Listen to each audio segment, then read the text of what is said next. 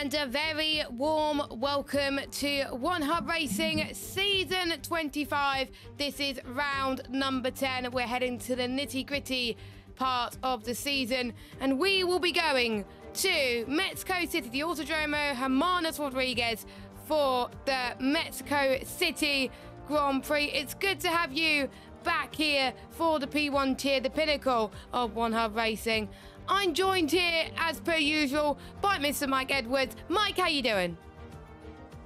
I am doing fantastic, Jess. Looking forward to this one. A very difficult circuit for the drivers to navigate. Of course, our middle sector is going to be very intriguing. It's all going to be about the setups and how the cars can handle that S section and making sure they have a good top speed down those long straights as well.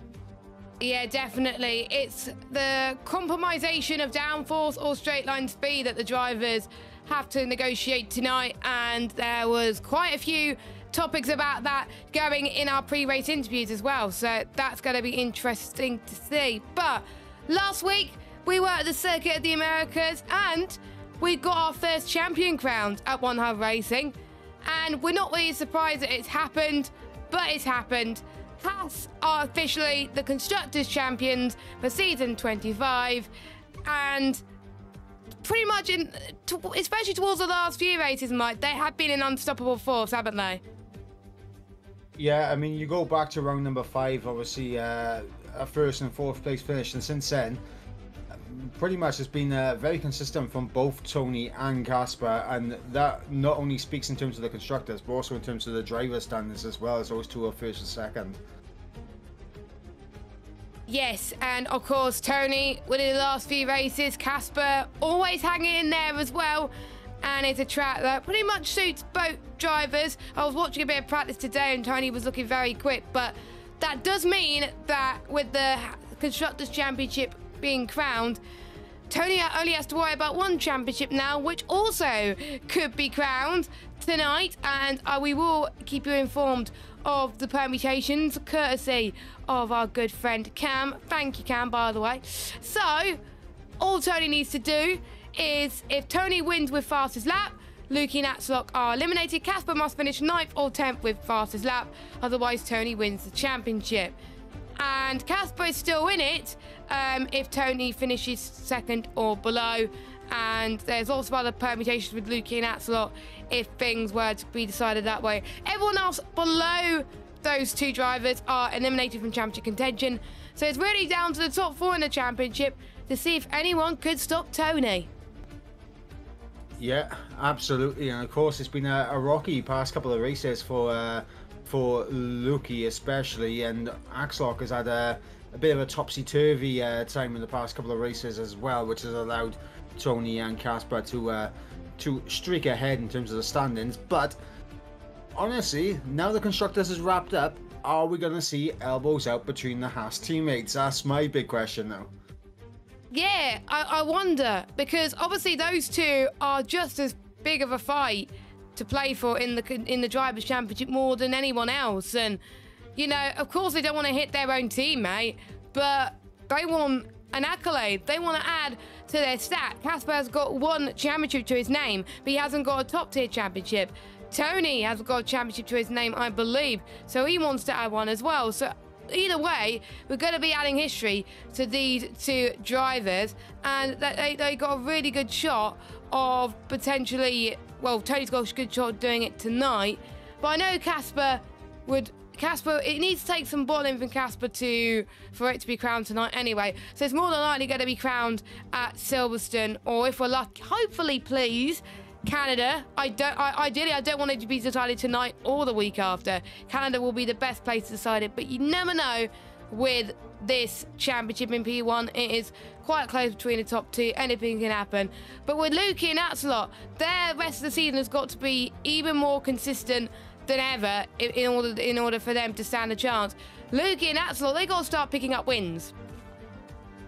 Yeah, absolutely, and there's no better time to actually go about picking up those wins now if you're Lukey or Axlock. What they need as well, they need the likes of Tony and Casper to have a bit of a nightmare race. Of course, we have seen it in the season so far. Obviously, you know, you think back you know, with Tony round number 6 and out of the DNF. Obviously with Casper, you know, round number 4 picking up a P13, and of course round number 7 at P10. So it is possible for them to fall down the order a little bit, but they've just been in such fine form so far. Axlock and Luki have to be on it like a car bonnet to try and close that gap. You copied that phrasing that I love to use nearly all the time. It's great, and people, when I say that phrase, they're like, eh? Yeah, people go up to me and it's really weird, but there we go. That's the championship permutations out the way. We will glance through it throughout the stream. I mean, if we get to a moment where Casper has had a bit of a moment, then we know that the championship could be crowned, but we hope that Casper has a good race in order for anything to be decided. But Mexico City, the Autodromo Hermanos Rodriguez. This is going to be the longest run into turn number 1 that we're going to see tonight, in particular in qualifying and in the race. But it's one of those tracks, Mike, where getting pole position may not be the best idea. Yeah, absolutely not. It's such a long run down in towards the first braking zone at turn number 1. Is almost a certainty that you're going to be at least 3 wide at some point down on the run in towards the first braking zone. And pole position, not ideal around here, as plenty of cars can get into your slipstream and get that toe down into turn 1. But obviously, looking at the previous winners as well, one of the guys in the championship fight has a history of winning. He did it last season, and that is Luki. Can he come back and do it again? Yes, he did, and that was because, of course, he picked up hardly any penalties. And if we get safety cars towards the end of the session, if he doesn't pick up any penalties, he could still be in with a good shot as well. And of course, there's quite a few people that have won here before. Of course, Samba won last time out in this very tier. Of course, he's not racing in this tier anymore, but he's doing many great things in real life, of course. So hopefully he's doing well if you are watching. We've also got quite a few drivers that are taking their engine penalties this week. 4 drivers to be exact. So we've got Jacob, we've got Kajman, we've got Ben Harritt, and we've got Samster taking their engine penalties. I'm a bit surprised, mate. I thought more people would have taken it, because I think we've still got quite a few more people to take it.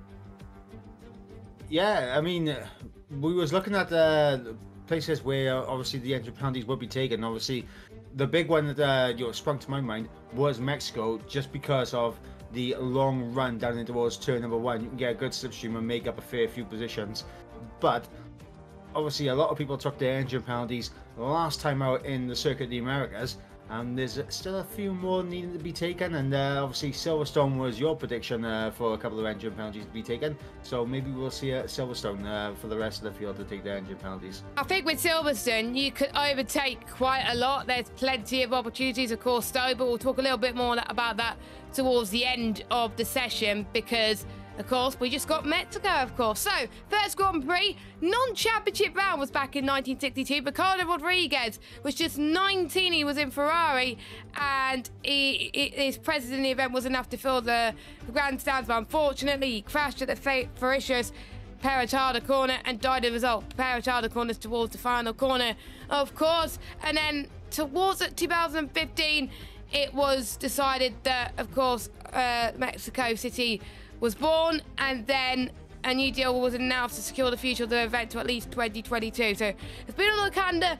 for quite a while, and it's been on the One Hub Racing calendar for quite a while as well. I don't know why my Elgato has decided to freeze on me just a moment, so I can see what's going on, but you guys can't on the stream, so I'm gonna have to fix that whilst we do that. But we do have 18 cars going out on the grid thus far, and I think the first driver to do so, I'm just trying to look at the map. It is Tony that's going to be doing it. So I am trying to get my Elgato. I might need to restart the stream in just a moment. Oh, no, we're all good. We're all good. I had to do all the deactivate and reactivate and all that jazz. So we are about to get cracking with some qualifying action. Yeah, and Tony getting out on track immediately, making sure that he's the first man out. However, it's going to be interesting, because obviously now Tony in prime position to pretty much make it a foregone conclusion in the Drivers' Championship. He has to be absolutely stellar in this race here tonight. And the thing is, in the past couple of races, he has been exactly that as he gets his lap underway, Jess. Here we go then, heading towards turn number 1, 2,100 meters above sea level. Our driver's going to have to contend with tonight. Heading towards turn number 1 in 3rd gear, and then Solana corner turns 2 and 3. Keep it in 3rd gear if you want, but Tony's being very brave. He's taking it in 4th. He's had a little bit of a moment through there, so he was struggling a little bit. Now heading towards turn number 4, you're going to be in 3rd gear once more. And then some people take it in 2nd, but most people prefer to take it in 3rd. Heading towards the hairpin now, turn 6 and 7, double-barreled, and you've got to be very smooth on the wheel. So we'll obviously keep an eye on that. The Etis, that is where it's caught a lot of people tonight in the P2 tier, and it's going to catch quite a lot of people out in P1 as well. He takes it very, very nicely. DRS wide open for Speed Tony as he heads towards the stadium section. You can hear the crowd cheering for a lot of our drivers, and it is just absolutely wonderful to drive around there. And I know a lot of people, if they want to watch a Mexican Grand Prix, want to go by the stadium section. Tony goes up to the line, and it is a 1:40.0, and Craggy just beats that by about 3/10 of a second. What a good banker lap for the Sauber driver. Yeah, and to be honest, I was a little bit concerned for Craggy because he was very close behind Tony coming into that middle sector, and of course the dirty air effect understeering for that middle sector can be absolutely treacherous. But Craggy with a fantastic result there. Casper on a set of mediums, I want to point out, only 2/10 off of Tony's time. Yeah, on the medium tyres for Casper Klein, and he's looking very, very good. Axelock slots himself into 5th, Nick in 6th. Let's see who else is about to cross the line. Oh, now Purple in sector 2, but I think that might be out the ones around him. We also got his teammate Leroy on about to start around, but let's see what Arnold could do. P3, very, very tidy for the Red Bull driver. We've got Ben Hyatt about to go through the stadium section now. He's one of our drivers taking the engine penalty tonight, which is a 10-place grid drop for this evening's race. So let's see if Ben can do it. Up to the line he goes. And it is P10 right now in qualifying. Very tidy lap from him. Now P11 as we got more drivers improving there. Yeah, Lukey just crossed the line going up into P7. We've got Waitsy now coming through the final couple of corners. We're going to see what the Aston Martin can do as he crosses the line. It's going to be a 15.1 up to P11. So Ben dropping down to P12. And I think we got Leroy, who's the next man on our lap right now. Leroy then, he's now headed towards the S's. I think we could see quite a few people invalidating through the S's section tonight. So bear with us, guys, because we could see quite a few penalties on that regard. But he seems to be having no problems in the S's section thus far. We will keep an eye, of course, on the pre-race interviews to see what have they been asked this weekend heading into this. So we just about avoids the wall. You've got to be very close to the wall to get good speed. Up to the line he goes, and that's P10 for him. Still 3 drivers, Mike, yet to set a lap. Yeah, as you got Cashman and Catboy Key on outlaps right now. Cashman is about to get his lap underway as he does have a car in front of him. Hopefully it's not going to put him off coming through the final corner to get a good run, because it's all about the run. I believe that's an Alpine. Yeah, I mean, so honestly, I feel like when it comes to like Mexico, the launch you get out that final corner can really make or break your lap early on, because you need such a good run out that final corner just to get and carry the speed all the way down into turn 1. Yep, you do. Honestly, if you do not get a good run in the final corner, it's really going to make or break your lap, because so many people lose time in the final sector. It's like a baseball diamond, the stadium section. If you get it wrong, you're absolutely screwed. And a 28.0 for Jake in the first sector. We've seen drivers go faster than that today in the first sector. So I expect Jake to find a little bit more time on his lap later on anyway. He probably will be better in the S's sector. We'll see what wings they have run in qualifying, because some people may opt to have higher wings in qualifying but lower wings in the race, so they could stay within that DRS train. It was a 55.2, I believe, in the middle sector. Takes a very tight line through the final half of the stadium section. Heading towards Pelotada corner. Sweeping around to the start, finish straight he goes. Up to the line. And that's a really solid lap for the McLaren driver. P4 as Catboy Key is also about to finish his lap, so keep an eye on him. Didn't see his first sector. Sector 2 looked pretty good. What could his final sector be? Well, his final sector is looking very tidy, and that also slots him into P4 and knocks Cashman off his perch. Yeah, absolutely. Catboy Key going up into P4. Cashman dropped down to P5. Casper about to get his lap underway, and now he's switched onto a set of the soft tyres. This will be very interesting to see what Casper's pace is like on the fastest of the compound here tonight, as he did set his previous lap time on a set of the mediums, and he was only 2 tenths off the back of his teammate and half a second off the back of Craggy. So this will be very interesting to see if Casper can snag a provisional pole position here. We will see what Casper could do.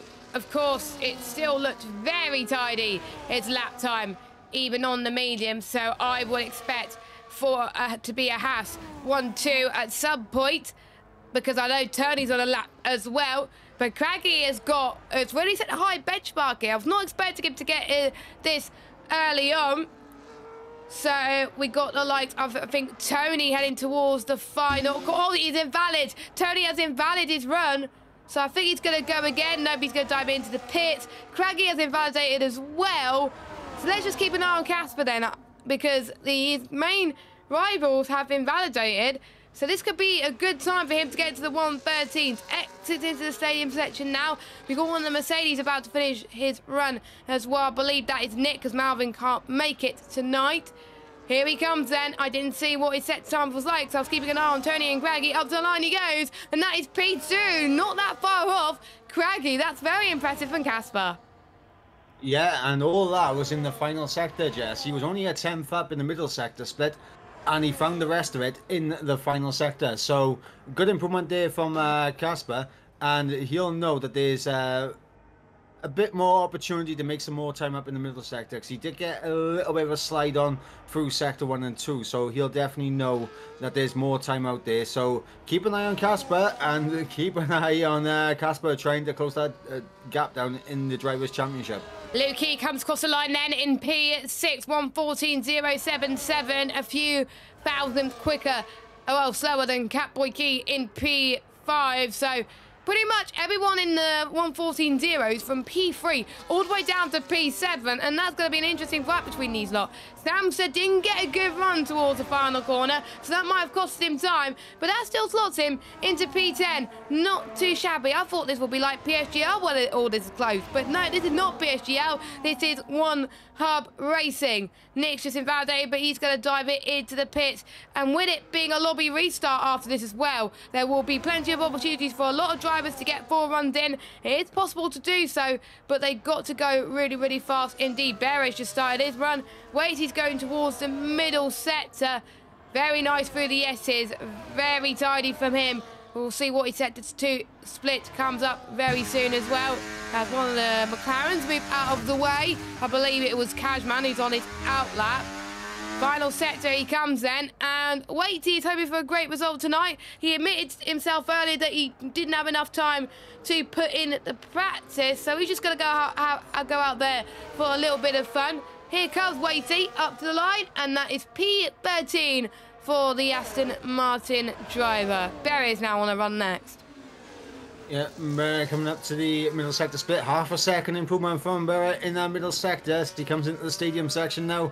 And coming through turn number 13, second gear there for Berra as he comes through the 14, 15, and now into turn 16 and 17. A little bit of a slide on the rear end, but to the line will come Berra, and he's up into P13. P13. It's just all so tight between P1 and P13. The slightest error, and that puts you near the lower half of the grid where you have a chance to fight for some points. So it's all going to come down to the smallest mistakes with these guys. This is what I love about the P1 tier. It's one of the most technical circuits on the calendar, and it's still also close, which is really great to see. Again, it'll be nice to see what setups they have run so far, as Konzo's about to start his run, and everyone's starting to die down a little bit. And what happened, Mike? I was just on board with Tony. He was half a second up in the middle sector, but then he invalidates through turn 12. Just Oh taking too much of no, that inside again! curb. Pressure. I think it might be down to the pressure. He could technically wrap it up tonight, but I think he's not focused on that. He really isn't focused on that. He just wants to get a good result anyway, and then the rest speaks volumes and speaks for itself, really. So, huge shame for Tony, but he knows he's still got plenty of time to find. I think quite a few drivers have been validated on their third run, so they're going to come in very, very soon. Like Conzo, for example, he is also invalidated his run, and I do believe Conzo did respond to the pre-race interviews, and he said the higher downforce out will be better when we asked about whether he wants higher downforce in the corners or pretty much a straight OP, and turn 1 and 4 will be the one to watch out, he said. And Tony, when he was asked about whether he wants straight line speed or higher downforce, he said straight line speed OP. So we know what setup Tony's going to run tonight. Yeah, and this is where obviously the setup choices are very interesting, Jess. Obviously, do you go for the straight line speed? Of course, that will compromise you in the middle and the final sector, but if you can stay within DRS range, you are absolutely going to be flying down in towards turn number 1 and turn number 4. Yes, I think for me, I like that balanced situation, because even though I'm going to be an absolute nightmare in the corners, the straight into turn 1, like we were saying, is so long that you would want that as well. Lukey's had a very good set to 1. Apparently he's purple, but he's had a bit of a swerve in towards turn number 5, now heading towards turn 6 and 7, a little bit much more tidier there for Lukey. Of course, in his pre-race interviews, he was asked exactly the same question, and he said, well, you just have to wait and find out. So he's not teasing us anything, unfortunately. He's saying that the pace is okay, and he found that he doesn't want to risk too much to screw it up and compromise both drivers when giving the tow. So, and also when he was asked about his race pace, he feels like he wants to work on his pace later on in the stint, because that's where his tyre wear gets compromised. Up to the line he goes. P6 for Lukey. Yeah, and now obviously Tony, with as we mentioned, the pressure of getting a lap time on the board. We know Tony's got the pace to put on pole position, yes, but he's just taking a little bit too much to the curb in and invalidating his laps. And now look at this situation. Tony down in P7, all of his championship rivals ahead of him here tonight. Yes, very, very interesting indeed for Tony. He's only got one chance to do it, but I wonder if I was Tony, would you rather get it wrapped up ASAP, or would you rather just have the pressure off you? Because I think you want to have the pressure off you ASAP, so surely we want the championship wrapped up. But it does depend on the gap. I think for Tony, his best shot of winning the title, it's got to be in 2 weeks' time when we're back in Silverstone. I think Tony as a driver will he's not going to want to wait 2 weeks. He's going to want to get it wrapped up if he can here tonight. And honestly, even though like we know Tony and we know his pace, we know he can do it and get the race win, it's all going to be about what the other drivers around him are able to do. Because obviously Casper has looked in fine form in recent weeks, and Tony will know he'll have a big fight to try and drop Casper out of the championship running here tonight. But in terms of making it a straight fight between himself and his teammate, I think that's what Tony is looking at as the bare minimum here tonight. Yeah, but he's about to start his run, so I don't jinx it too much. I'm not going to go on board with Tony's last run, because otherwise he would absolutely hate me. He was a bit more annoyed that Cam was jinxing him earlier on, but there we go. So, calm before the storm then. 1 minute and 55 seconds to go. Who is your pick for pole position? Put it in the chat. It's going to be a tough one, but I'm going to go with Casper. I feel like he get his lap time on the board as quickly as he can, and he looks very tidy around this track. And if it's a track where he can still put himself in a championship fight, it is this track. So my money's going to go on to Casper. Casper's going to hate me if he doesn't get pole now. What's your prediction, Mr. Mike Edwards? Honestly, I can't look past Tony. I mean, I'm staying on board with him right now, and like I can't look past, like, we see his pace improvement. Whether it's about if he can keep it on the track, or that's going to be the big question. But Tony's pace right now is electric. Tony's looking so good. Purple sector 2, 5/10 up, which will put him in a 1:13.5 if he could at this lap towards the final sector. This is looking impressive from our potential champion-elect, which more than likely could be crowned either next week or the week after. But we still got 3 pretty much finalists that could still give Tony a run for his money, and he goes fast. It's 1:13.553. Casper's about to start his run. So is Senna. Senna's been looking very impressive since he's rejoined One Hub Racing, and he is looking to go up there as well. Sauber currently 6th for the championship. Sauber doing a lot better than real life, it seems. Yeah, and I think obviously with Craggy as well. Craggy, of course, joining late into the season as well. That has really helped Sauber out massively, that they got 2 very good, consistent drivers up there. Yep, he has. Let's watch Craggy then as he heads towards the first sector. Well, in the first sector split. And it is 27.9. Oh, he's a bit squirmy through turn 5 and 6. I don't think he's going to improve on too much. Checker flag's about to drop. Let's watch one of the first of the Hasses about to finish their runs. Here he comes. Casper up to the line. Is it going to be good enough for pole? No, not quite. Only P2. What about ERT Senna? He is only a few 100s up. That would put him near his teammate. He goes up to the line. Is it going to be good enough? No, P4. Next is, I believe, one of the Alpines of Jaco. He throws himself into P15.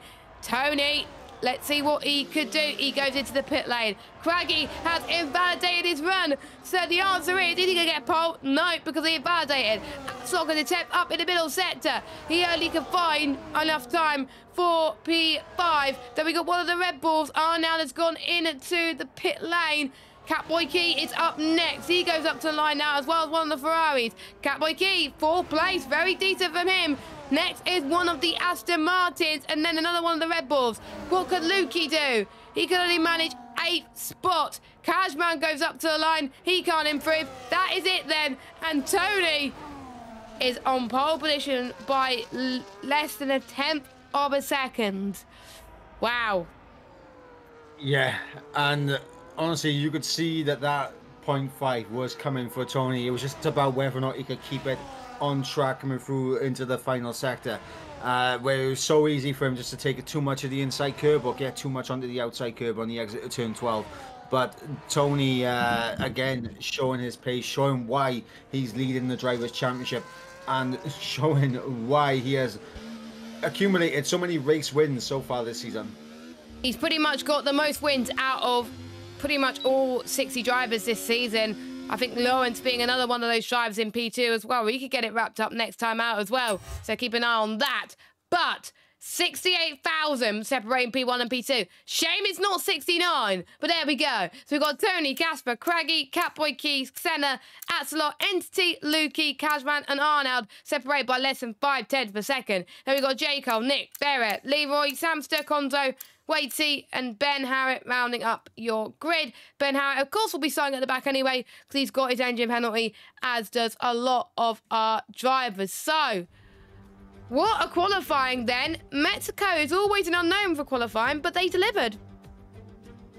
Yeah, they definitely did deliver. And the interesting thing I'm going to be looking at when it comes to the start of this race now, Jess, is obviously there's a Haas front row lockout, but it's such a long run down into turn 1. Craggy, Catboy Key, Senna, yes, Axelot, like they're going to be absolutely into the slipstream, trying to get themselves ahead of the Hasses down in towards turn number 1. Yeah, P3 and P4 is definitely the place to be around the Autodromo Hermanos Rodriguez. You do not want to be P1. So if I were the 2 Hasses, I would work together on the first lap to make sure P3 and P4 don't even have a sniff of trying to get past you. So in a very good position, because if, say, there was a Haas in P1 and a McLaren in P2, let's say, or a Sauber, or a Ferrari, then they'll be in a bit of spot of bother because they won't have their teammate helping each other out. So that's a very good position for them, of course. So we will keep an eye on this as it develops. 36 laps will await our drivers very soon, as we will be having, of course, a lobby restart. I've got one question to ask you about the session in general. Who's been your biggest surprise, in a good way, in the session?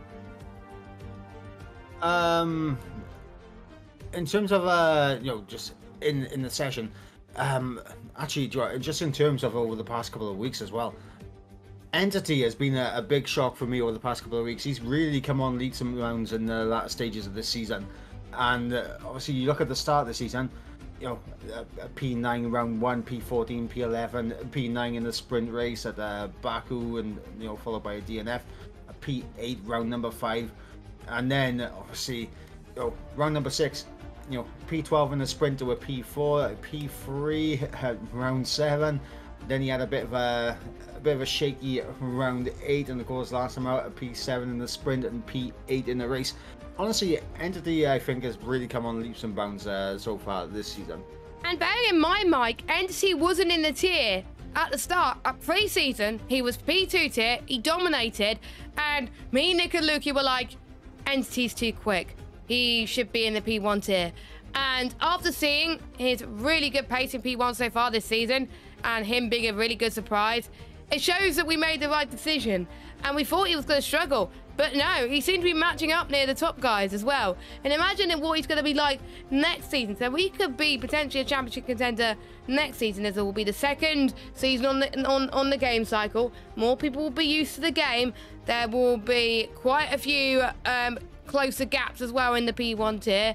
So there could be a little bit of unknowns going to it as well, but Entity doing well. Of course, Arna with that race win in Brazil. He very, very impressed me there. Samster a couple of weeks ago, very impressed me in Brazil with his pace in general as well, and a consistency.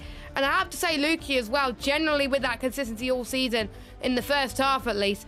It's slowly coming down towards the second half of this season, but Lukey's performing a lot better this season than in previous season. Like I said earlier, he's got to get a win in order for him to stay in championship contention, but he's going to be very happy with how the start of his season has gone.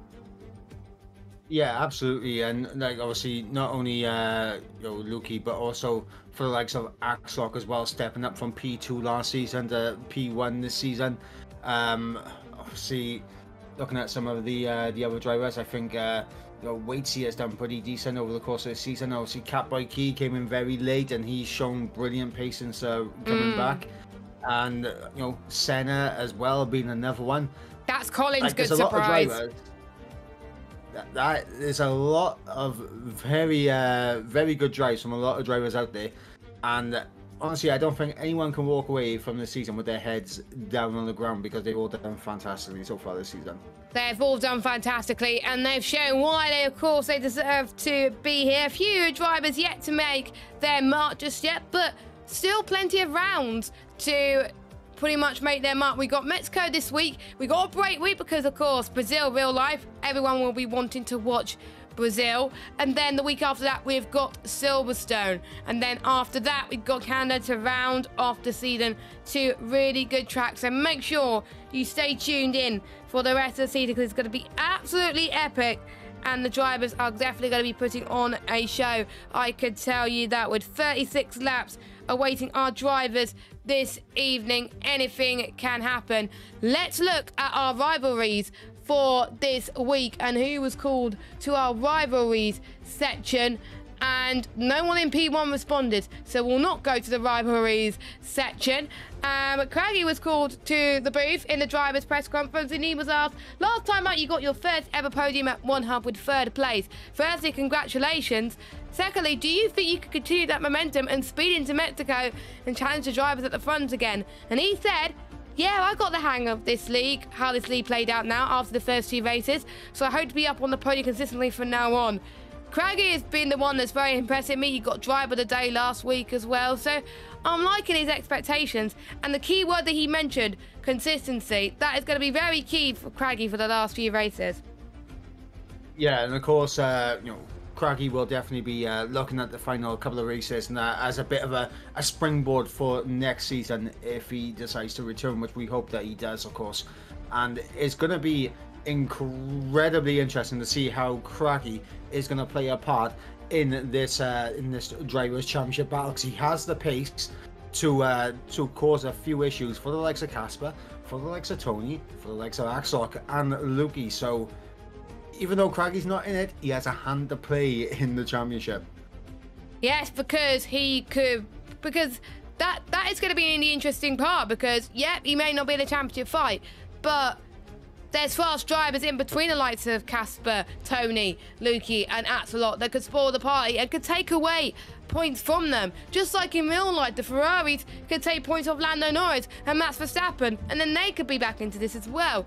It's going to be very intriguing, and it could be a lot closer than we once thought, so make sure you can keep an eye on that. By the way, if you haven't already, make sure you hit that like button on the video on YouTube if you're watching it back. Also, hit that follow button on Twitch, and also hit that notification bell on YouTube, and follow us on X and Instagram and TikTok at One Hub Racing. But before we head to the main action as the drivers are readying up, let's have a quick word from our sponsors. Next Level Racing, £2,000 worth of prizes on offer to our drivers. You can see them on your screen. Very, very exciting indeed. Of course, we also got another sponsor, Pure Sim Gear. The driver with the most fastest laps and poles combined will win a pair of Pure Sim Gear gloves, or socks, and I might get some myself because they're going to be very, very comfy. Our partners Vespertine are supporting our championship apparel, and also if you win the Go and Get Tough award, you win the Race the Dream t-shirt. And if you win One Hub Racing driver rankings, you get the One Hub Racing t-shirt. Our partners at SimGrids partner our community and platforms, and also the Mental Health Foundation. It's good to talk. If you are struggling right now, please speak to your family or friends. Have someone to turn to, because we don't want anyone suffering silence. And plus, the Mental Health Foundation is absolutely fantastic. Our sponsors are out of the way. Let's pick our winners, shall we, Mike? And top three. I'll start with you. And you don't worry, you have a chance to think about it further before you do so. Guys, put your thoughts in the chat. Who's going to be your top three, and who do you think is going to win? We will read your answers as well very soon. But Mike, you had your chance. Who is your top three? I'm going to go Casper for the win. Good shout. I'm going to go Craggy second, and I think we could see a Senna up on the podium as well. I'm predicting Tony to have a little bit of a shaky race here tonight in terms of the championship. Maybe a 3-second penalty that knocks him off the podium, but it's going to be very interesting. I mean, that's my top three. Jess, what about yours? Right, I'm gonna go with. I'm gonna be bold. I'm gonna go with Craggy for the win, Casper second, Tony third. So I think it's the opposite for what you said, right? No, I went Casper for the win, Craggy second, and I went Senna third. Okay. So yeah, I've got with Craggy, Casper, Tony. So that is my prediction. I'm going to get the chat up. And by the way, well done, everybody. We've reached 400 followers on Twitch. So thank you very much to those of you that have been following us pretty much either since the beginning or even followed recently. Thank you so much for following us. It's been absolutely amazing. And I think quite a few people have followed us within the last couple of days. So thank you very much for that one. Luckily, with the adaptive weather, no wet weather on the horizon. It is just clear to light cloud to clear. So that's going to be interesting. But in the light cloud moments, Mike, it's going to be a lot easier for those drivers to manage the tyre temperatures, because on clear conditions, it is a lot harder, especially in those S's. Yeah, you're carrying a lot of load through the S's, and they're going to overheat the tyres in the clear conditions. But yeah, as you mentioned, when there's a bit of light cloud over, it'll be a little bit more manageable. In terms of the strategy, though, Jess, this is where it's going to get interesting. I mean, what do you think the strategy will be from these guys out there? This is going to be interesting. If I were you, softs, avoid at all costs, unless it's a really late safety car, lap 30 or lap 31. Just avoid the softs. I tried it once at the beginning of the week when I was practicing. They fall off after 2-3 laps. Mediums, they're okay, but the tyre temps go off around about 8-9 laps. So if I were the drivers, I would be brave and do a double hard stint, because the hards can last long into this race. And if there's a late safety car, well, if there's a safety car in the middle of the race, you can go on hards and go to the end of the race if you want to.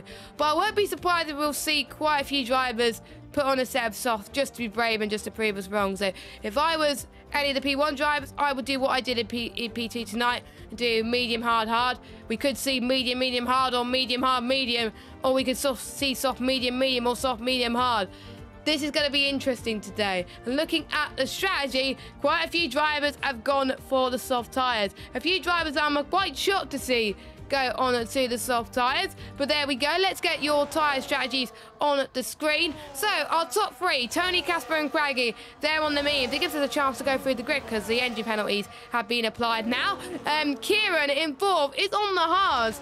I wouldn't want to start on the halves if I were you, Kieran, but he's being brave to do so anyway, so fair enough. Senna, Hatzlot and NC on the mediums, as well as Arnow, Nick, Barrett, Leroy Hatzelager, Jake, Cole, Samster and Ben Harriet. The bottom four are taking the engine penalties. The ones on the softs are surprising me. Waitsy, Konzo and Lukey. I don't know why they've done this, but do you think they're praying for an early safety car so they could get those softs out of the way after what they saw in P2 earlier? Potentially as well. Another thing to keep an eye on as well is obviously the undercut around here is very good. And not only that, just being in clear air as well is also very good around this circuit. You don't want to be stuck behind the car understeering for those S's, picking up warnings and 3-second time penalties. So going on a set of softs for the likes of Lukey, Konzo and Waitsy, they could pit earlier and just have a clear air and not have any issues with dirty air from the cars in front. Exactly, and Lukey, of course, being the host of the lobby, he gets a 2-second advantage. Pretend that you didn't hear that, but that is still a glitch on this game. I found out on Tuesday when I was hosting for Jack-A-Car Kia Series. It was around Zambort, and my lights went off before everybody else, and I got a 2-second head start. And it caused quite a bit of chaos, but luckily the chaos happened behind me and not in front. So I was all good on that one, but my race went downhill from then. Anyway, 36 laps await our drivers, 18 drivers on to the grid, Ben Harriet and Catboy Key on the hards, a lot of people on the mediums, and we've got 3 people on the softs. Which strategy is going to prevail today? The 5 red lights are on here in the P1 tier, and it is go, go, go, and Lukey gets the head start that I thought was going to happen. But out the top 2, Tony gets a cracking start. So does Craggy, head towards the start finish at turn number 1. It's a long run, remember, 800 meters into turn number 1. Let's see if Craggy can do it. He's going to try at least. It's going to be very narrow towards turn number 2 and 3. He's got caught the curb a little bit, which is going to be very tricky down the inside. But Lukey on those softs, it's going to be absolutely lightning. The Senna's got to do his best to defend. He's got his teammate for company, though, in towards turn number 4. Axelot down the inside of Entity then. Very good from him, and there's a lot of squirming from one of the Sauber drivers. Casper's lost a position to Craggy. Craggy is absolutely lightning on this hairpin section. But a very clean start, it seems, from a lot of our drivers. Brilliant stuff. J. Cole's made a few plays from his engine penalty up to 13th. Yeah, and you're already starting to see the understeer effect in the S's and a lot of these cars very close to the rear wings of the car in front, and they're just getting dragged out a little bit wide onto the curb, and that could be an early warning for several of these drivers. But Tony, good start from him, exactly what he needed. Craggy, though, is all over the back of him, and we're going to see if Craggy's going to have the straight line speed to compete with Tony down into turn 1. Here he comes then.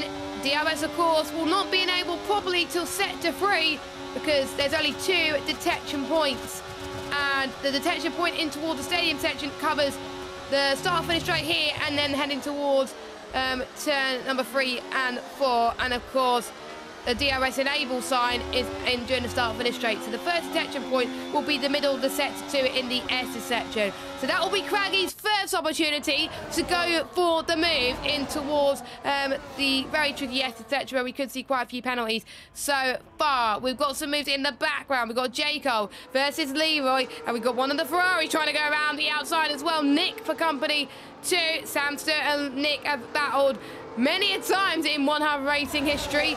Many seasons that we've had so far, 25 seasons to be exact, and these two race very, very well indeed, as Samster is behind Nick for now in P12. Jaco in 10th, but he's a few seconds behind Arno, so that scrap behind there has costed those drivers a little bit of time. So the start finish straight then. Let's keep an eye on Craggy's pace, on Tony, Casper as well. The Hatters are going to be definitely working as a team there, and so are our Saubers. It's Saubers versus Hatters seems like today. Let's watch Craggy in towards turn number 1. He hasn't got that much straight line speed compared to Tony, but DRS is going to be very, very OP here. So here he comes in towards T1 on those medium tyres. Down the inside in towards the curb, but Tony has a brilliant line on the outside. Clips the curve a little bit through turn number 3 in 4th gear for Craggy. DRS enabled. He's going to get that DRS due to the fact that he was behind Tony in the stadium section. Casper goes through as well on Tony, and Tony's struggling a little bit as Mike would have predicted. Casper's going to try and get Craggy as well in towards turn number 6. Can he do it? Can he take the lead from Craggy? The answer to that is no, but it would have been so close if he would have done it. My prediction is for Casper, he's going to get the lead in towards turn number 1 on a lap 4, but that was very tidy from Casper there. Yeah, very tidy from Casper, getting the job done on his teammate, and of course, championship rival now. The constructors wrapped up. I want to see some defending now from Casper when it comes to Tony, because obviously they've worked very well. Yeah, exactly. They've worked so well as a team over the course of the season, which is why they've wrapped up the constructors. Now it's about the drivers' championship, and I personally want to see some elbows out between these two. Here comes Casper.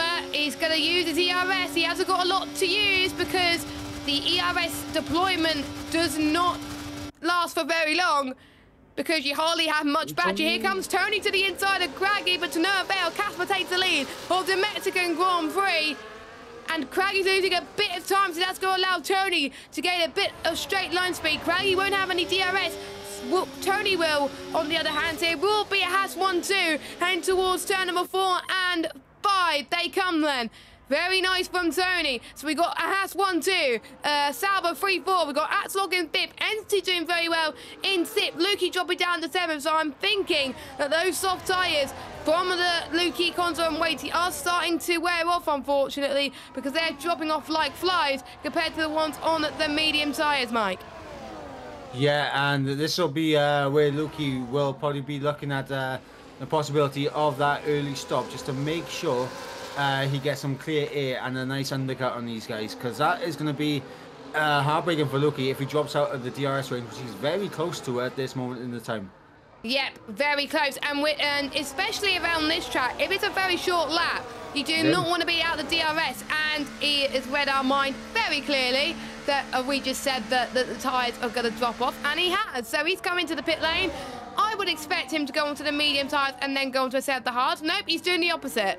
He's going onto the hard tyres now, so he's going to stretch those out for a little bit longer, and then maybe either go on to another set of mediums or hards. He does have that option if he wants to, depending on what tyre allocation he has chosen then. So, lap 5, and here comes Senna down the inside. A bit of a love tap between the two Sauber drivers. Do not fight too much here because you're going to lose that much time. Don't forget, Sauber are P6 in the Constructors' Championship, and they could jump all the way up if they could keep those consistent battles happening. We got off one of our first 3-second time penalties from Ben Harriet and Samster then. Both of them have got 3-second time penalties. They'll get added to them at the end of this race. It won't get removed, of course, so they just got to keep it clean. And from experience, if you get a 3-second penalty early on in the race, you will tend to pick up a lot more. So it's just about avoiding those warnings. And someone's had a spin. That is Senna. Senna has had a spin, and that's Rocket's like, thank you very much. That's my P3 there. So he's on the podium, but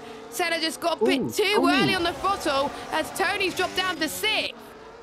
So did those two make contact?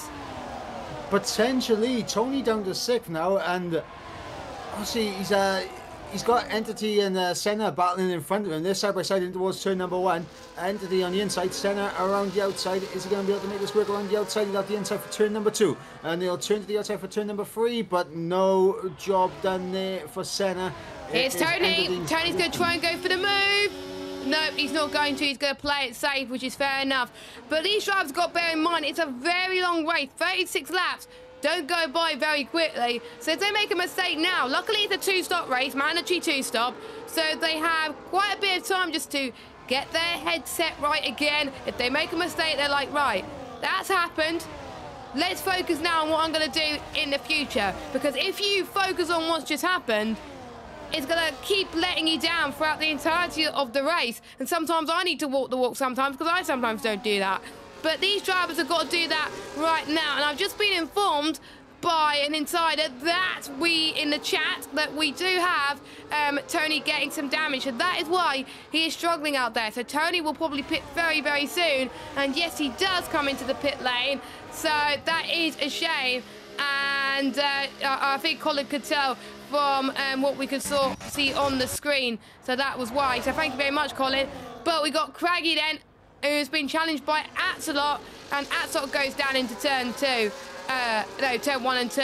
I know Axelot's wings today, and he's running very, very low at the moment. I'm not going to say what wings he's running, but he's got straight line OP today, and that's helping him. But meanwhile, Casper leads by 9 tenths per second. And yes, Cole, I will call you Ted Kravitz from now on. Colin Kravitz. That's a nice ring to it, isn't it?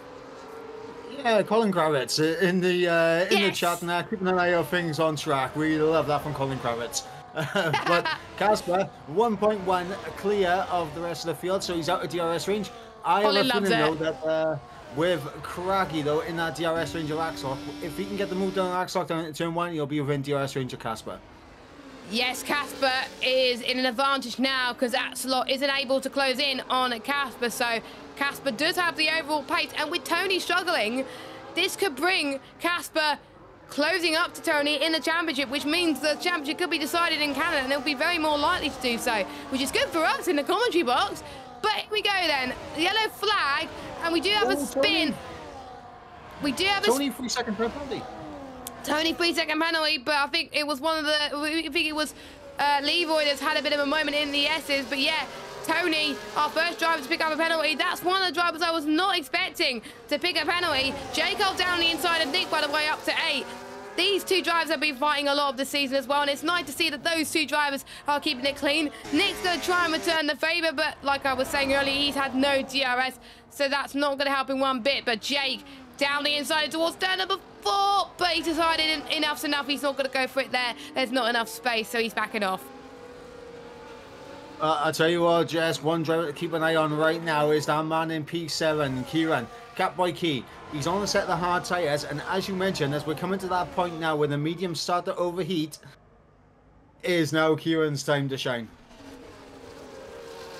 Kieran is going to be on the roll here, and also keep an eye on Ben Harriet as well, because he's also on those hard compounded tyres, so we'd expect those halves to be very quick. I've had that experience earlier on. When it gets about 7-8 laps, a hard start to be the much more durable tyre, as we do have Senna that's coming into the pits. That is what I was expecting for the first few drivers to come in around about lap 8, and I think a few people will follow suit. I think if I was Craggy, I would pit next lap, as he's now under pressure from Axelot as well, and he's trying to attack from Casper. Craggy's gained a lot of that time from Casper in one lap, so we'll see what Craggy could do. In towards turn 4 they go. No harm done yet, but they can't fight too much, because otherwise the likes of Tony and Lukey, they're just pitted. They're going to gain roofs over them. Senna's the one to keep an eye on, though. Senna has came out of a worse position because he thought he was going to have some clear air, but no, he's got Lukey to contend with. Yeah, Lukey having the overspeed down into turn number 1, able to get that move done. You see Tony about 4 seconds behind with that 3-second time penalty, so it's more like 7 seconds at this moment. But Tony, you can see he's going to come out once everyone makes their pit stops. He's going to be closer to the likes of Nick and Cashman than he will be to the likes of Arnold, Entity, and Axelot here. Yeah, that is going to be interesting indeed to see how that DRS train develops. Would you rather pit in St. Clean Air, or would you rather have that DRS train? That's some very hard decisions that the drivers have got to contend with, but expect more drivers to come into the pits, and they're not. So they're going to stretch out those mediums for a little bit longer. They're probably going to hope for a safety car. Craggy to the inside of Casper. Craggy takes the lead of the Mexico Grand Prix for now. But Casper's still going to be on the charge. So is Axelot. So is Entity. Arnell's within that train as well. Arnell's doing a very great job to stay within this. And if any of the top four struggle, Arnell could come back into this and fight. This is going to be very exciting. Konzo saying the fastest lap of the race so far. Senna's got past Lukey again in the background. But you can see Jaco, Nick, and Barrett all fighting with Cashman for P7. This midfield battle is going to get very, very intense here. Yeah, absolutely, and there's going to be a battle of the pit stop phases now in the next lap or two, Jess, as the top five are going to be looking to make their pit stops. Of course, they're all in different teams, so they're not going to get held up by their teammates. And then, of course, you got that battle in the midfield between Cashman, Jaco, and Nick and Oh, a bit of a love tap there again from Jaco and Nick. As Barry has something to answer to there. We got Pitters, Mike. Axelot and Craggy are in. Yeah, and that, of course, has allowed Casper, Entity, and Arnold to continue on in this race. But I feel like the undercut around here is going to be better. Nick! Craggy going up the set of mediums. Nick, 10-second penalty.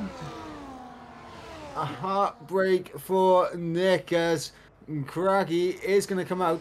Is he going to be still ahead of the likes of Senna and Lukey? And looks like Senna is going to have the overspeed on Axelot. And Lukey's going to have to sit in behind the McLaren. But Craggy, exactly what he needs to do. He's on a set of mediums, yes. And he's ahead of Senna, Axelot and Lukey here.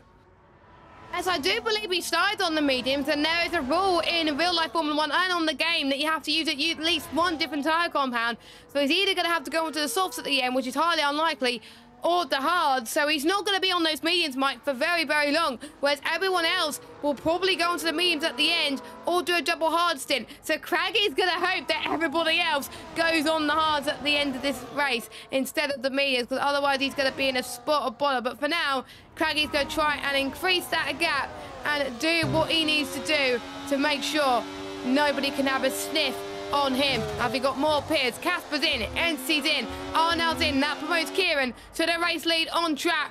And we're on lap 12 out of 36. And this is really, really great stuff to see. You've got me, Jess Ball, and Mike Edwards in at the commentary box for the P1 tier. And we got a bit squirmy exit from Ben Harriet. He's struggling a little bit on those hard tyres. We can see Craggy trying to use his overtake now. He's got the battery. 203 miles an hour. He's past Casper, and the overcut has worked for Craggy and Senna, working to their advantage. Axelot is through as well, and Craggy's had a moment. Craggy has had a moment in towards turn 3. Here comes Senna. Senna's going to try and get past. Axelot in as well. Axelot's going to be like a through goes Hamilton moment, it seems, through turn number 4. Axelot's going to try and get the net race lead, and he does. Axelot is your net race leader for the Mexico Grand Prix, but for how much longer? Now the two Saubers are fighting, but I would expect the two Saubers to work alongside each other to make sure both of them get past Axelot. But because all that squabbling, that's allowing Axelot to take the lead. I was not expecting Axelot to be leading this race net, but he is. Great stuff on those hard tyres. Can he keep it there though? Because Craggy is still prancing behind. Yeah, as you got Senna and Casper battling out for a net P3. Casper through up into a net P3. You got Lukey there in a net P5 in behind these two.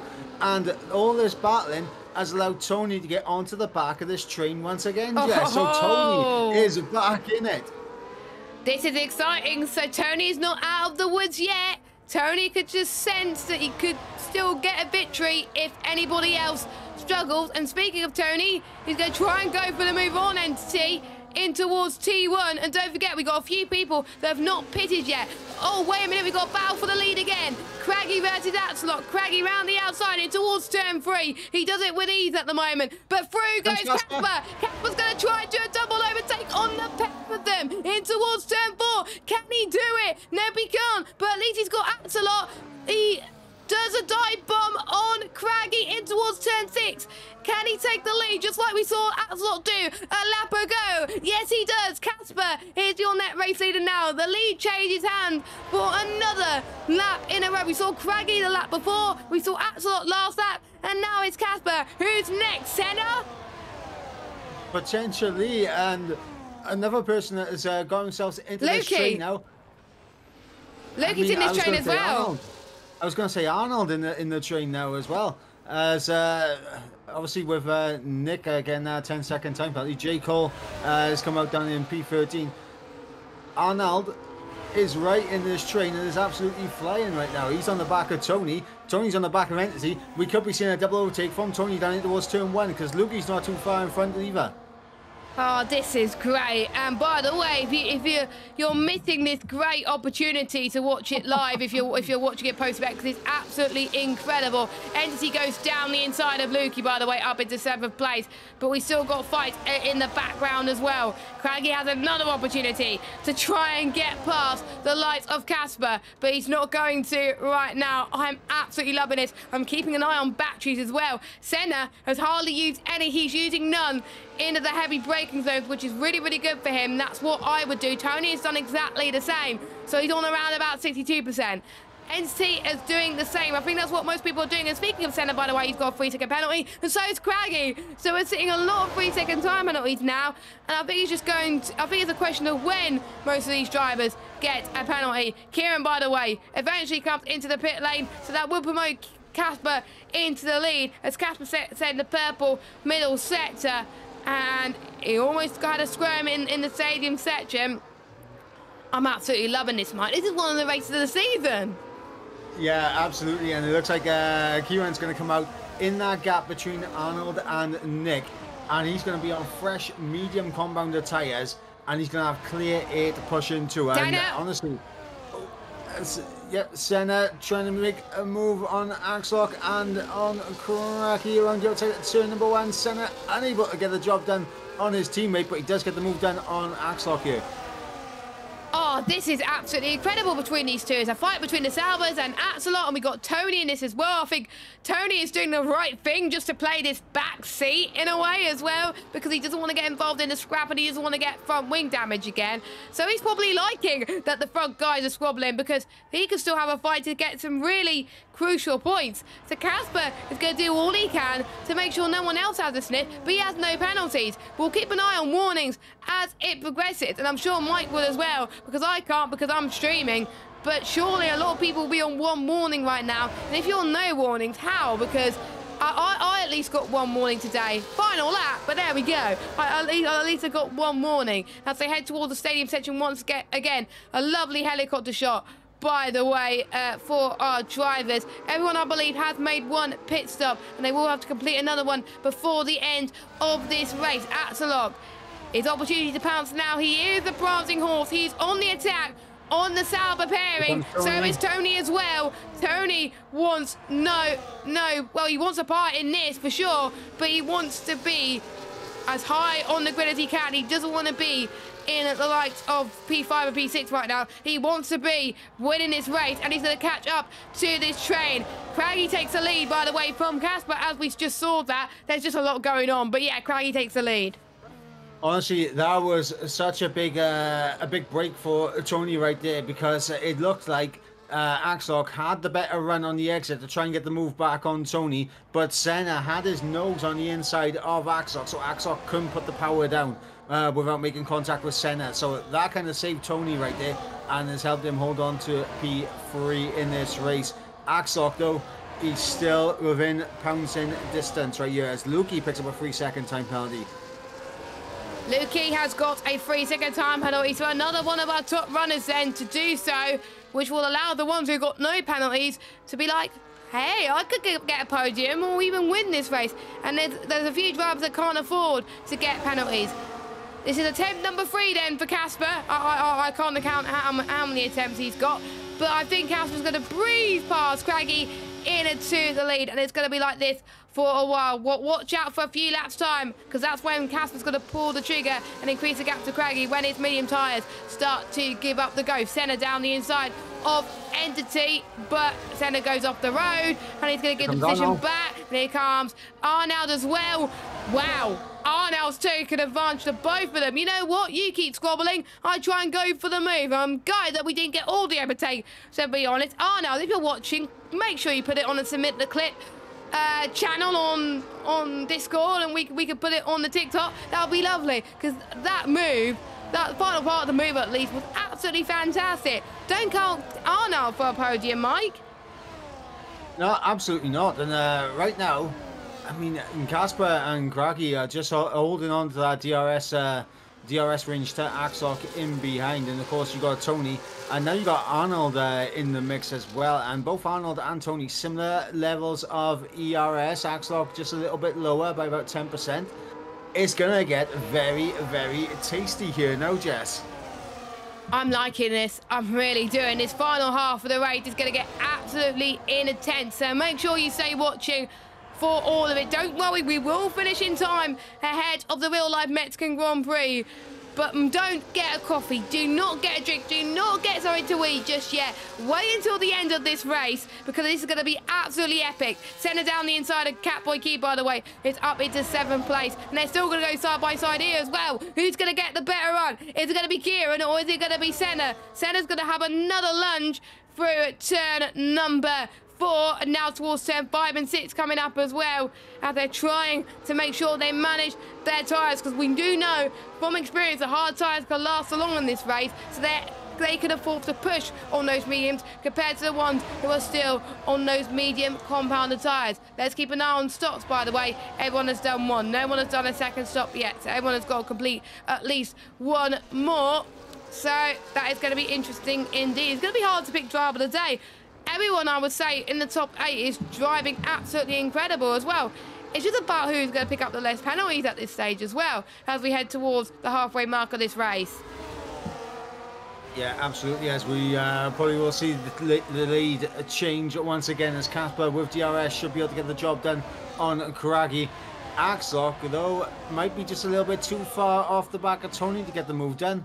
And if that's the case, Tony has a potential chance now to try and build that gap. He's already within a second now of Craggy, and you'll have another little look at the DRS once again when we go on to lap 20, Jess.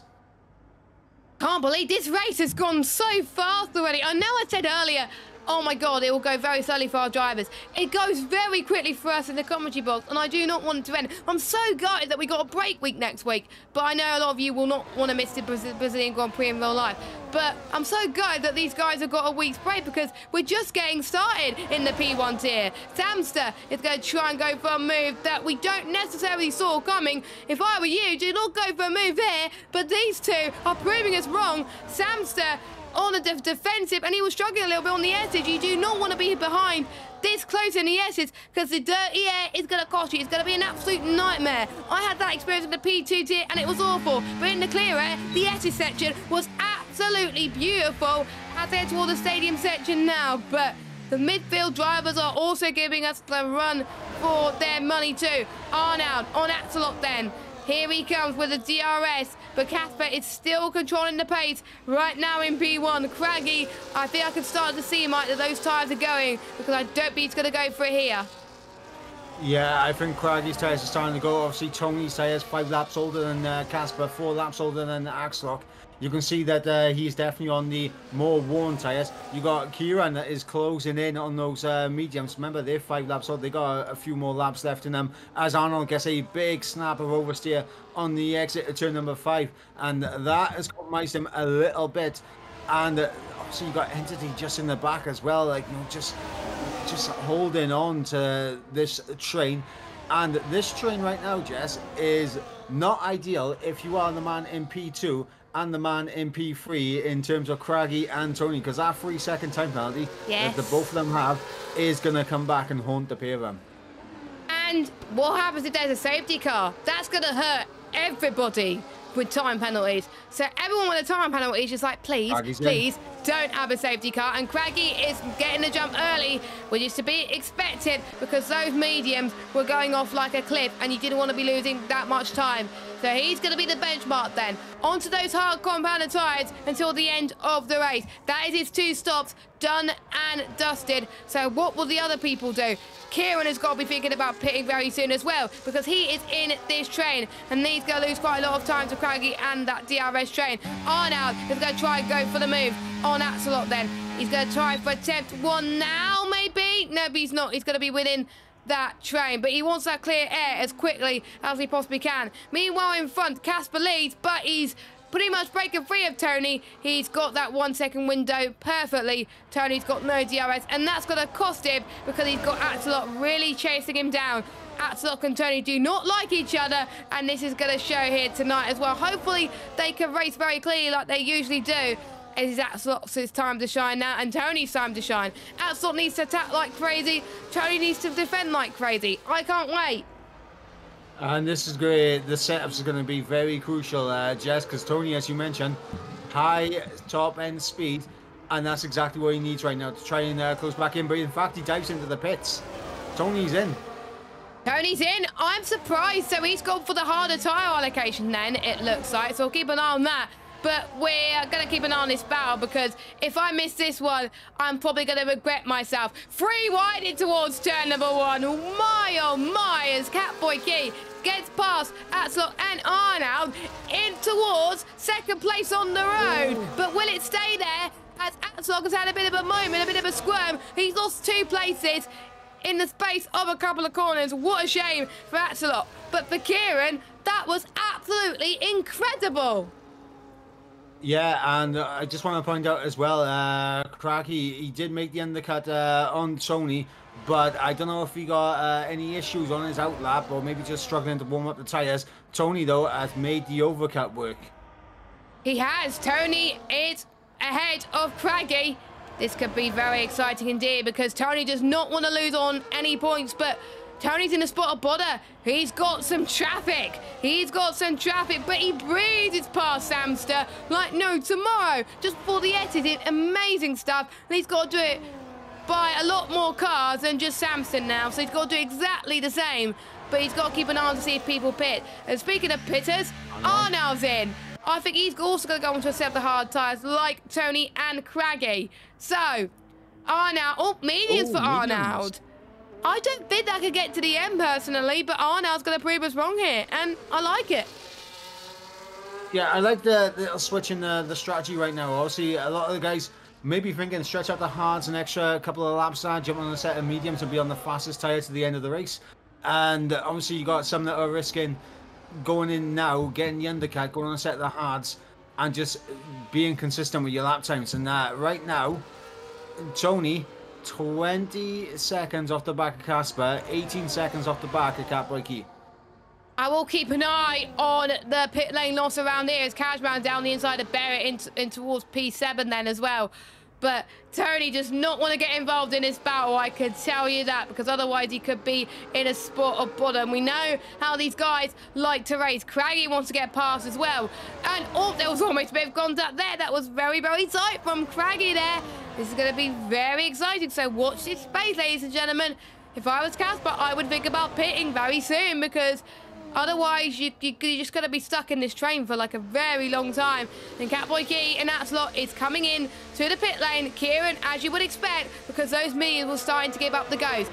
Axelot, he's going to go on to a set of the mediums as well. Very brave, but I like it as well. Let's see if the undercut has worked for the likes of Craggy, and will the overcut work for Tony? Let's see. Down the start-finish straight. All 3 of them are going side by side in towards turn number 1, and they are going to be ahead of the ones that have just pitted. Jake is trying to defend like crazy, and so is Nick. He doesn't want Craggy or Tony to get past at all, but Craggy is past Tony, up into 6th place on the road.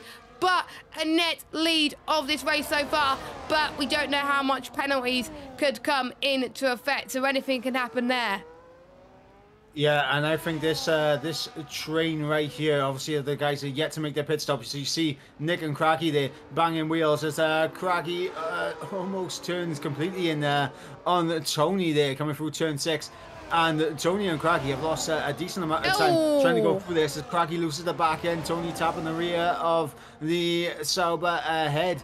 And this is where, you know, if you are Casper, if you are Entity, if you are Senna, you're going to gain a lot of time here. And Casper and Entity are now in the pits. Yep, Casper and Entity have gone into the pit lane for their final stop. And if these guys keep squabbling, those two could come out ahead as Ben Howard picks up another penalty. So Casper and Entity onto the medium tyres. The mediums could get to the end of this race from here. And it might be better on high fuel. So let's see if this fighting has hurted them whatsoever.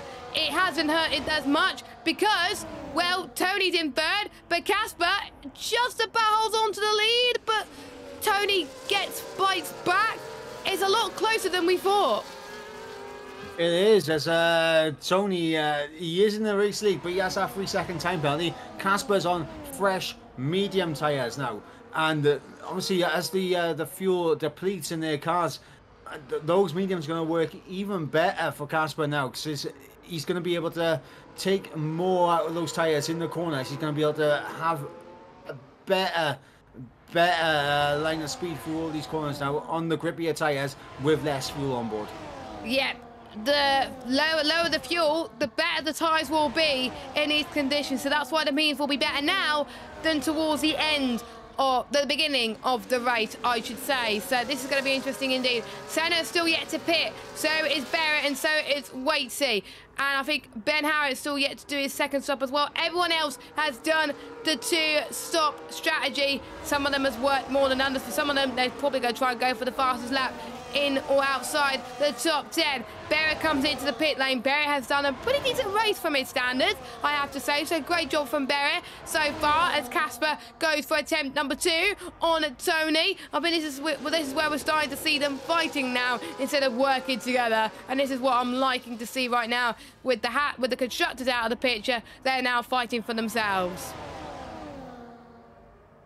Yeah, I think right now the big issue for Tony is if Craggy and Arnold begin to fight him, and you know that they're going to try and fight him if they can, as Craggy has a little peek down the inside in turn number 6. And if these three drivers fight, not only can Casper get away, and he's almost a second clear already, but that will bring Kieran in, who has no penalties. That will bring Entity in. That will bring Axlock in, who also has no penalties. And that could be more detrimental to both Craggy and Tony's finishing result here. Yeah, this could be very detrimental, so they need to get a move on with 11 laps to go of this race. Let's run through your order then. Senna is leading, but it's still yet to stop. Casper is a net race leader because he has stopped.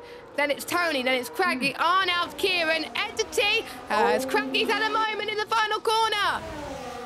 Not only that, I don't know if you saw that pop up there. Tony, another 3-second time penalty. I think that's the podium pretty much out of the picture because that DRS train is going to be growing and growing. So that is a shame for Tony.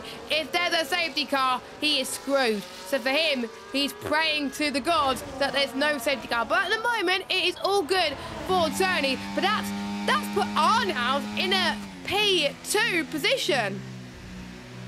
I mean, not only Arnold in a P2 position, I think at this stage, Kieran obviously will be able to jump up to P3 and get himself a podium. He's got Axlock, and now these two are now battling for 6th and 7th on track, are technically now battling for a potential podium position here. Obviously, Tony with an extra 3 seconds. He's only got 1.5 seconds to Craggy and 2.5 to Entity. He's right now going to drop all the way down to P7 if everyone remains as close as they are right now, Jess.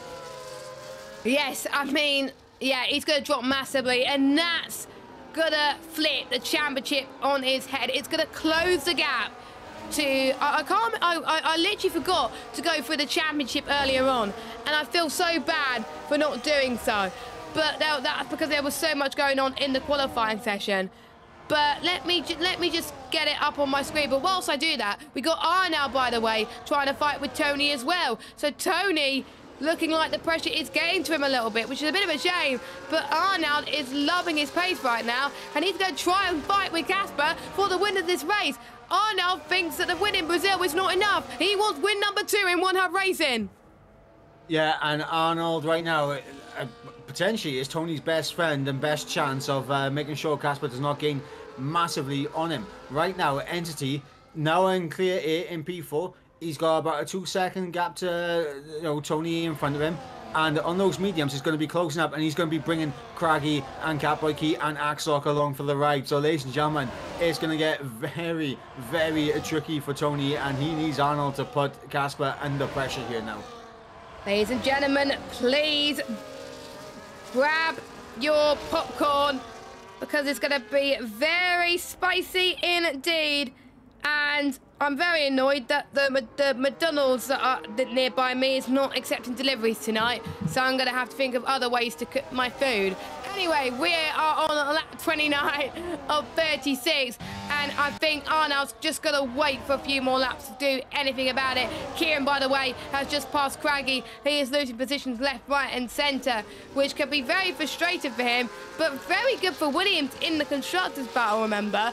The Constructors' battle is more important for some drivers than the drivers, because they got something to fight for at least.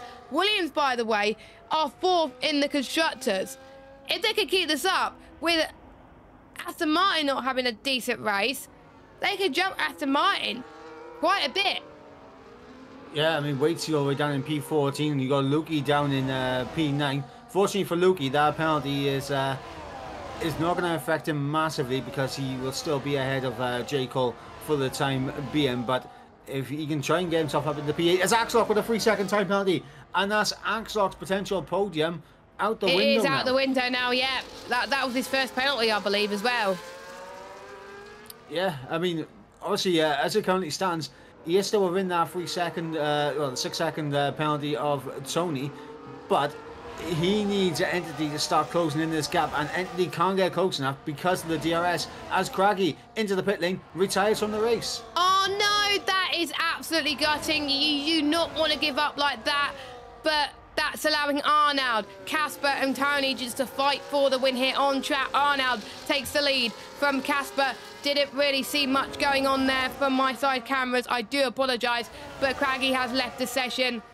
That could have been some crucial points for Craggy, but that's just fallen down the drain, sadly. If there's a safety car next lap, he probably would be killing himself, but that happens. So Arnold leads from Casper, Tony, Kieran, Entity, Axelot. I'm not going to do any maths here, because I'm going to struggle to figure out who's going to finish where. Yeah, I mean, maths definitely not on the priority right now. If we got a Cam in the background, hopefully he's doing the maths for us and feeding that information back to us. As Arnold in the race lead, he's under pressure from Casper. Tony, though, has enough ERS to potentially go for a double overtake here, Jess. Yeah, I think so as well. This is going to be very, very exciting, so keep an eye on this.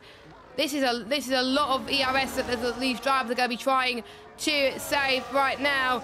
Entity's going to try and go for the move. We could see a move from Casper very soon as well, so keep an eye on that. Here comes Tony. Here comes Tony as well, so just jump the fight for the lead. Tony takes the lead from Casper into turn number 1. Beautiful stuff. This is exactly what Tony needs now, because Arnold is getting to that point on his mediums where they're going to begin to fall away. Casper's only a lap or 2 from his tyres beginning to fall away.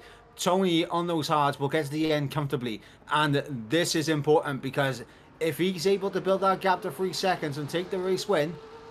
Oh, he's got 6 seconds, don't forget. He's got 6 seconds, yeah. So he's screwed. Well, I mean, you can still maybe keep hold of the podium here, yeah, but you never know. It depends on how quickly these mediums fall off a cliff for Casper and Arnold, and that is going to be a crucial come the end of this race. Yes, it is going to be crucial, so sit back.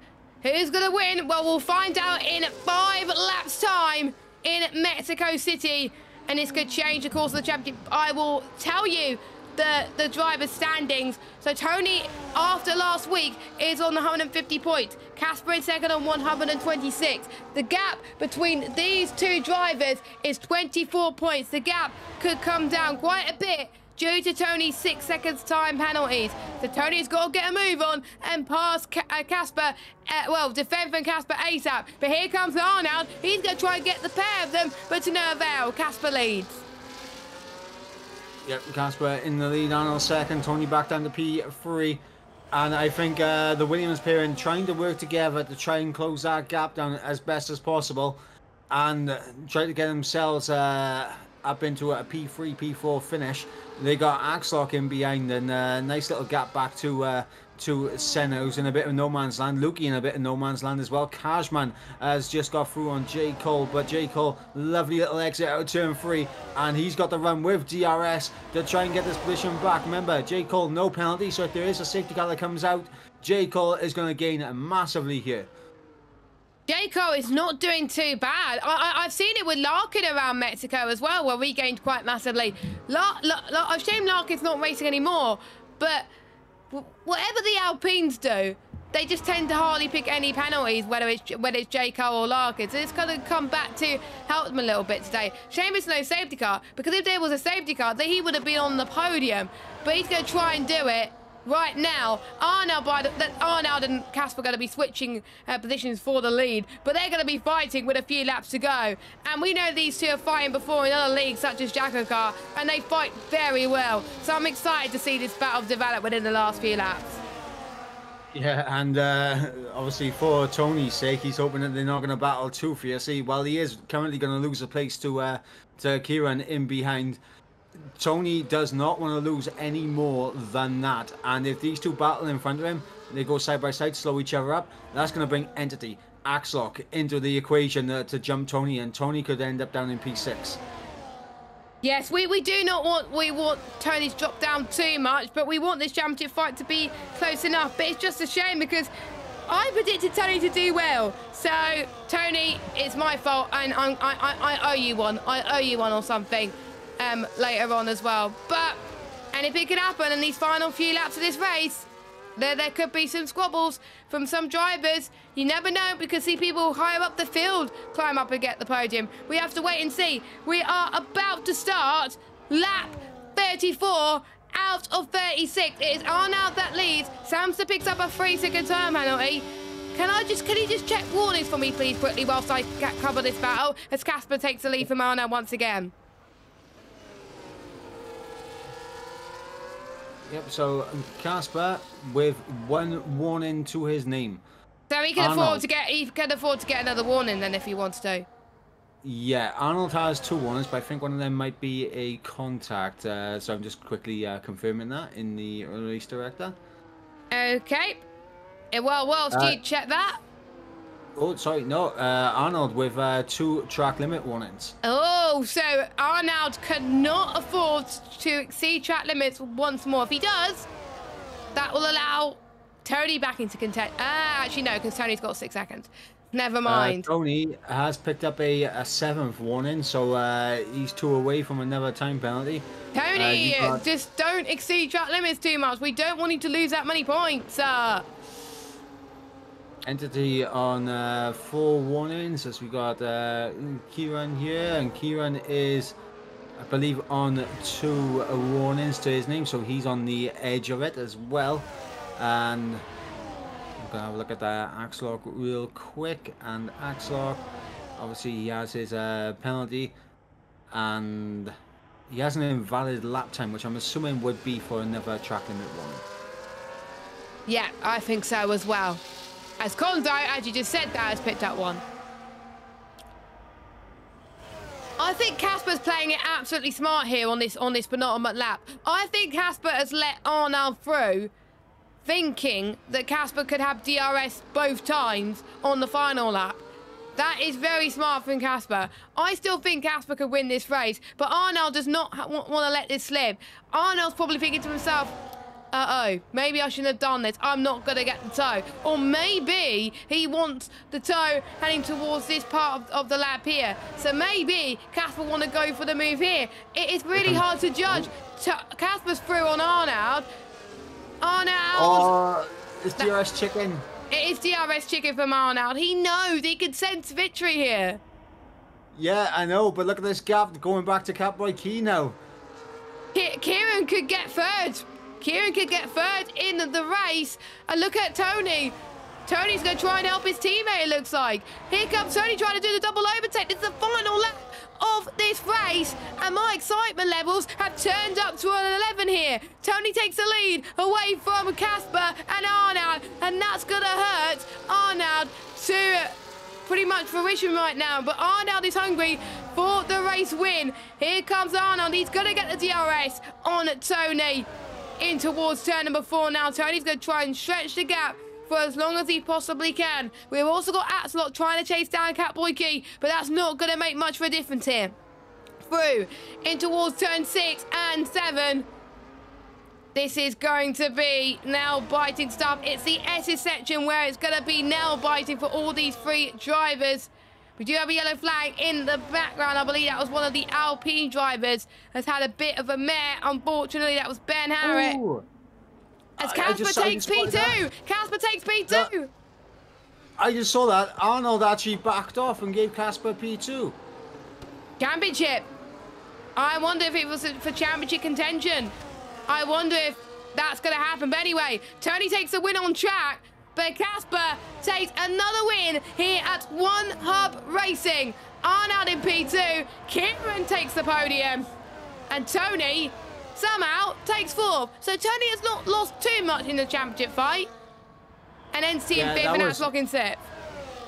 Yeah, the crucial thing for Tony then was getting into the race lead onto the final lap, because he was able to build that gap on the likes of Entity and Axlock to make sure he doesn't drop down behind the pair of them. Because, I mean, they were both within the 3 second that they needed to jump Tony. But Tony taking the lead and able to push on that final lap meant that he was able to stay ahead of both Entity and Axlock.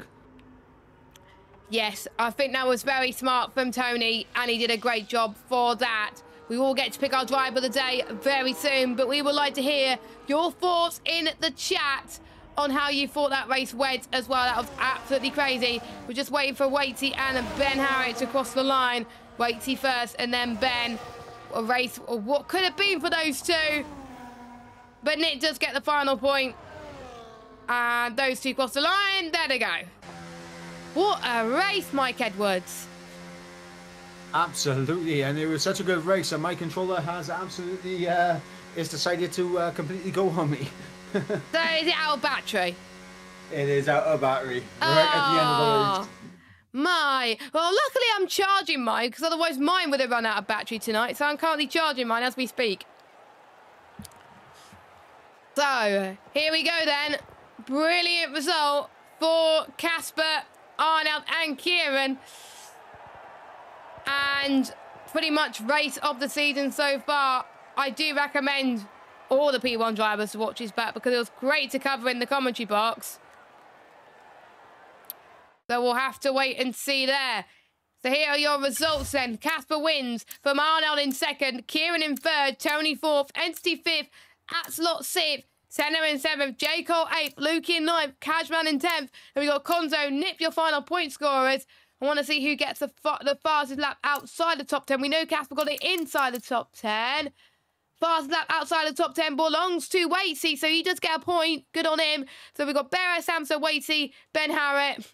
And then we got Leroy, who just misses on fastest lap point.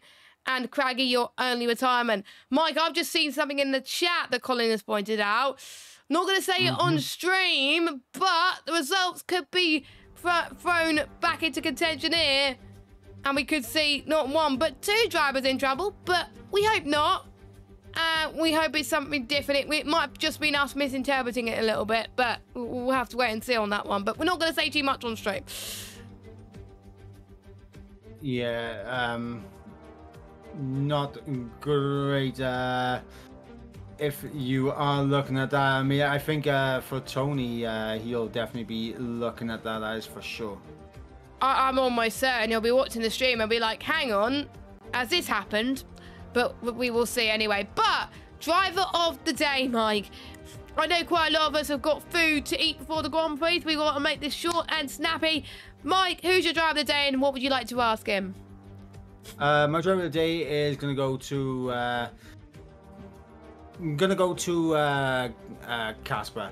And my question for him, absolutely a fantastic drive from yourself here tonight. Obviously, not picking up no penalties. Was you expecting it to be that close with yourself and Arnold at the end? And how do you feel going into the final 2 rounds, knowing that you have closed the gap on Tony? That That is a good question. I thought you would have picked the driver that I was about to pick, which makes my pick a lot easier. So thank you, Mike. I love you. My driver of the day has got to be someone who kept the battles clean. He made his way through the field, and he went on to finish on the podium. It is Kieran. He's going to be looking at this, and he's going to be so happy about this result. And I'm very proud of him as well. He's joined the league recently once again, and his pace in the P1 tier is incredible. So my question for Kieran is, were you expecting to be in this position here tonight after qualifying down below, potentially? And then let me do it again. Sorry, it sounded weird.